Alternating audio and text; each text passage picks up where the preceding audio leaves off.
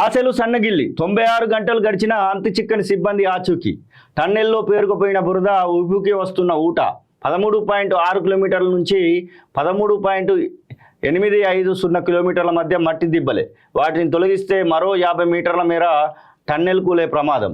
Segment బ్లాకులకు పగుళ్ళు, క్రాక్స్ను గుర్తించి హెచ్చరించిన ర్యాట్ హోల్ మైనర్స్. సో వీరు 8 మంది విషయంలో మాత్రము ఆశలు వదులుకోవాల్సిందే అని చెప్పేసి చెప్తా ఉన్నారు. మరి వారికి సంబంధించినటువంటి ఆ యొక్క పరిస్థితి ఎట్లున్నదో చూడాలి. శ్రీశైలం ఎడవగట్టు కాలువ ఎస్ఎల్బిసి సొరంగం ప్రమాదం సంభవించి నిమిషాలు, గంటలు, రోజులు గడిచిపోతున్నాయి. లోపల చిక్కున్న ఆ 8 మంది సిబ్బంది జాడ మాత్రం తెలియడం లేదు. సహాయక చర్యలు ముమ్మరంగా కొనసాగుతున్న కూలిన మట్టి దిబ్బలు, పేరుకుపోయిన బురదకు తోడు భారీగా ఉబికి వస్తున్న నీటితో తీవ్ర ఆటంకాలు ఏర్పడుతుండడం ఆందోళన కలిగిస్తుంది. గంటలు గడుస్తున్న కొద్దీ ఆశలు సల్లగిన్నుతున్నాయి. ప్రమాదం జరిగి సిబ్బంది లోపల చిక్కుపోయి 3 రోజులు గడిచిపోయాయి. సహాయక చర్యలు ఫలిస్తాయని కానీ, చిక్కుపోయిన వారిని ప్రాణాలతో బయటికి తీసుకొచ్చే పరిస్థితులు ఉన్నాయని కానీ సహాయక బృందాలే గట్టిగా చెప్పలేని పరిస్థితి నెలకొంది. అందున సిబ్బంది చిక్కుపోయిన చోట 40 మీటర్ల పరిధిలో మట్టి దిబ్బలు కూలే పరిస్థితులు ఏర్పడడం, లోపల పేరుకుపోయిన మట్టి దిబ్బలను తొలగిస్తే మరో 50 మీటర్ల మేర టన్నెల్ కూలిపోయే ప్రమాదం ఉందని నిపుణులు హెచ్చరిస్తుండడంతో మరింత కలవరపాటు గురిచేస్తుంది. నాగర్ కర్నూలు జిల్లా అమ్రాబాద్ మండలం దోమలపెంట శివారులో ఉన్న ఈ ప్రాజెక్టులో శనివారం ఉదయం సొరంగం పైకల్పులో పనుల్లో ఉన్న 2 ఇంజనీర్లు, 2 మెషిన్ ఆపరేటర్లు, 4 కార్మికులు కలిసి మొత్తం 8 మంది టన్నెల్ లోపల గల్లంతయ్యారు. శ్రీశైలం జలాశయానికి సంబంధించినటువంటి విషయంలో ఇది మొత్తం మీద టన్నెల్ బాధితులకు సంబంధించినటువంటి విషయంలో మాత్రం ఏం చేయలేని పరిస్థితే. ఈ యొక్క మట్టి దిబ్బలు వీటన్నిటిని కూడా మనం చూస్తూ ఉన్నాం. సిగ్మెంట్ బ్లాకులు కూడా పూర్తిగా కుంగిపోతున్నాయంట. 50 మీటర్లు ఇంకా మళ్ళీ కూలడానికి అవకాశం ఉందని చెప్తా ఉన్నారు. కాబట్టి మరి ఎట్లా ఏందనేది చూడాలి. ఇక ఆ యొక్క లోపల ఉన్నటువంటి వాళ్ళ బంధువులు ఏం చెప్తున్నారంటే, బావ రాకపోతే అక్క పిల్లలకు తోడెవరు? భార్య బిడ్డలను పోషించుకునేందుకు మా బావ సంతోష్ సాహు ఇంత దూరం వచ్చాడు. సొరంగం పనులు చేసి కుటుంబాన్ని చూసుకుంటున్నారు. ఆయనకు ఏమైనా జరిగితే మా అక్క, ఆమె పిల్లలకు తోడు నీడ లేకుండా పోతుంది. పవన్ సాహు బాధితుడు సంతోష్ సాహు బావమరిది చెప్తున్నాడు. అలాగే జీతం ఇస్తే ఇంటికి వస్తా. సందీప్ సాహా నా పెద్ద కొడుకు 3 నెలల జీతం ఇవ్వగానే ఇంటికి వస్తా అని వారం క్రితమే మాతో ఫోన్లో చెప్పాడు. ఇంటి దగ్గరే ఉండి ఏదైనా పని చేసుకోమని చెప్తే కొంత డబ్బు సంపాదిస్తే మన కుటుంబం బాగుపడుతుందని చెప్పి 3 నెలల క్రితం ఇక్కడికి వచ్చాడు. ఇప్పుడు ఇలా అయింది. ఎప్పుడు బయటికి వస్తాడో అని ఎదురు చూస్తున్నామంటూ జీతు సాహు బాధితుడు సందీప్ సాహు తండ్రి చెప్తా ఉన్నాడు. ఎంత బాధాకరమైనటువంటి అంశం అంటే, నేనే అమ్మను పోషిస్తానని చెప్పాడు. వచ్చిన పని చేసుకుంటూ సొంతూరులో ఉండాలని మా తమ్ముడికి చాలాసార్లు చెప్పాం.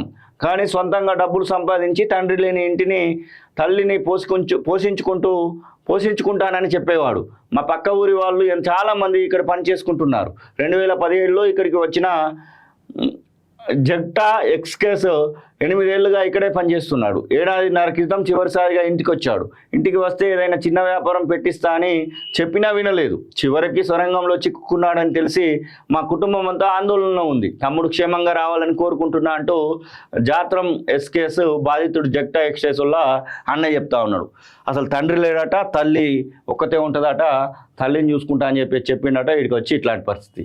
ఇక లోపల కొడుకు ఎట్లుండో, నా పెద్ద కొడుకు అనుజ్ సాహును ఎంతో గారాబంగా పెంచాం. కుటుంబానికి ఆర్థికంగా చేదోడు వాదోడుగా ఉంటాడని చెప్పి సొరంగం పనులు చేసేందుకు ఇక్కడికి వచ్చాడు. గ్రామంలో మాకున్న కొద్దిపాటి భూమిలో వ్యవసాయం చేసుకోవడంతో పాటు కూలి పనులు చేసుకుంటూ జీవనం సాగిస్తుంటాం. సొరంగంలో జరిగిన ప్రమాదం కోసం శనివారం సాయంత్రం మాకు తెలిసింది. లోపల మా అబ్బాయి ఎలా ఉన్నాడు అనేది కంపెనీ వారు చెప్పడం లేదు. బయటకు వస్తున్నారని మాత్రమే చెప్తున్నారు. ఏం అర్థం కావడం లేదు. రామ్ ప్రతాప్ సాహు బాధితుడు అనుజ్ సాహు తండ్రి. మొత్తం ఎవరి మాటలు విన్నా కానీ కన్నీళ్ళు తప్ప ఏం వచ్చేటట్లేవు. ఖచ్చితంగా ఈ విషయంలో మరి తొందరగా వారికి సంబంధించినటువంటి అంశం బయటికి రావాలనేది కోరుకుందాం. ఎందుకంటే వారు ప్రాణాలతో బయటకు వస్తే మాత్రం ఇటు కేంద్ర రాష్ట్ర ప్రభుత్వాలు తీసుకున్నటువంటి చొరవకి, అలాగే ఇక్కడ ఎవరైతే మాట్లాడుతూ ఉన్నారో తండ్రి, అలాగే వారి యొక్క మేనమామ అంటూ ఉన్నారు, వారి యొక్క అన్నలు అంటూ ఉన్నారు, అందరూ కూడా కొంచెం ఊపిరి పీల్చుకునేటువంటి అవకాశం అయితే ఉంటుంది. వారందరూ కూడా బయటికి రావాలని కోరుకుందాం. ఆశలు సన్నగిల్లి 96 గంటలు గడిచిన అంతు చిక్కని సిబ్బంది ఆచూకీ. టన్నెల్లో పేరుకుపోయిన బురద ఉబుకి వస్తున్న ఊట. 13.6 కిలోమీటర్ల నుంచి 13.850 కిలోమీటర్ల మధ్య మట్టి దిబ్బలే. వాటిని తొలగిస్తే మరో 50 మీటర్ల మేర టన్నెల్ కూలే ప్రమాదం. సెగ్మెంట్ బ్లాకులకు పగుళ్ళు, క్రాక్స్ను గుర్తించి హెచ్చరించిన ర్యాట్ హోల్ మైనర్స్. సో వీరు 8 మంది విషయంలో మాత్రము ఆశలు వదులుకోవాల్సిందే అని చెప్పేసి చెప్తా ఉన్నారు. మరి వారికి సంబంధించినటువంటి ఆ యొక్క పరిస్థితి ఎట్లున్నదో చూడాలి. శ్రీశైలం ఎడవగట్టు కాలువ ఎస్ఎల్బిసి సొరంగం ప్రమాదం సంభవించి నిమిషాలు, గంటలు, రోజులు గడిచిపోతున్నాయి. లోపల చిక్కున్న ఆ 8 మంది సిబ్బంది జాడ మాత్రం తెలియడం లేదు.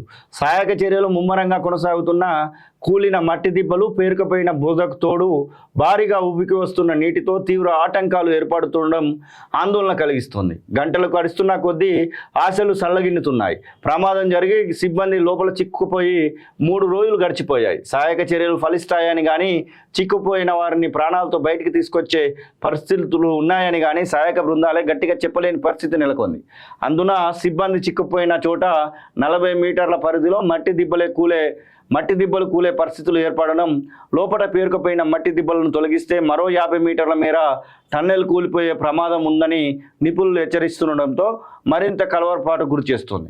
నాగర్ కర్నూలు జిల్లా అమ్రాబాద్ మండలం దోమలపెంట శివారులో ఉన్న ఈ ప్రాజెక్టులో శనివారం ఉదయం సొరంగం పైకల్పు కూలినలో పనుల్లో ఉన్న 2 ఇంజనీర్లు, 2 మెషిన్ ఆపరేటర్లు, 4 కార్మికులు కలిసి మొత్తం 8 మంది టన్నెల్ లోపల గల్లంతయ్యారు. శ్రీశైలం జలాశయానికి సంబంధించినటువంటి విషయంలో ఇది మొత్తం మీద టన్నెల్ బాధితులకు సంబంధించినటువంటి విషయంలో మాత్రం ఏం చేయలేని పరిస్థితే. ఈ యొక్క మట్టి దిబ్బలు వీటన్నిటిని కూడా మనం చూస్తూ ఉన్నాం. సిగ్మెంట్ బ్లాకులు కూడా పూర్తిగా కుంగిపోతున్నాయంట. 50 మీటర్లు ఇంకా మళ్ళీ కూలడానికి అవకాశం ఉందని చెప్తా ఉన్నారు. కాబట్టి మరి ఎట్లా ఏందనేది చూడాలి. ఇక ఆ యొక్క లోపట ఉన్నటువంటి వాళ్ళ బంధువులు ఏం చెప్తున్నారంటే, బావ రాకపోతే అక్క పిల్లలకు తోడెవరు? భార్య బిడ్డలను పోషించుకునేందుకు మా బావ సంతోష్ సాహు ఇంత దూరం వచ్చాడు. సొరంగం పనులు చేసి కుటుంబాన్ని చూసుకుంటున్నారు. ఆయనకు ఏమైనా జరిగితే మా అక్క, ఆమె పిల్లలకు తోడు నీడ లేకుండా పోతుంది. పవన్ సాహు బాధితుడు సంతోష్ సాహు బావమరిది చెప్తున్నాడు. అలాగే జీతం ఇస్తే ఇంటికి వస్తా. సందీప్ సాహా నా పెద్ద కొడుకు 3 నెలల జీతం ఇవ్వగానే ఇంటికి వస్తా అని వారం క్రితమే మాతో ఫోన్లో చెప్పాడు. ఇంటి దగ్గరే ఉండి ఏదైనా పని చేసుకోమని చెప్తే కొంత డబ్బు సంపాదిస్తే మన కుటుంబం బాగుపడుతుందని చెప్పి 3 నెలల క్రితం ఇక్కడికి వచ్చాడు.